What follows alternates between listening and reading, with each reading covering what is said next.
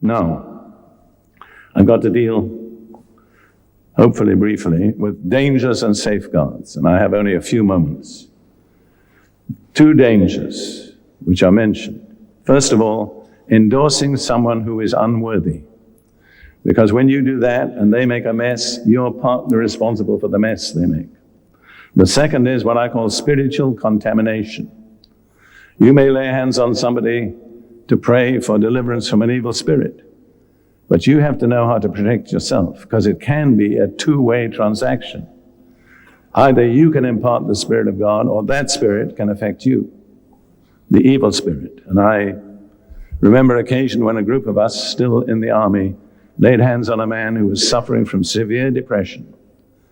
We didn't really have the leading of the Lord, we just did it. You know what happened? We all got attacked by depression. We hadn't protected ourselves. So when you lay hands on somebody, you need protection. This is how, with prayer and humility.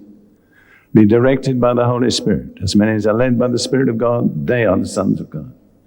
Be protected by the blood of Jesus. Know how to keep yourself under the blood of Jesus. And bear in mind that Jesus said to his disciples, I give you authority over all the power of the enemy, and nothing shall by any means hurt you. Amen.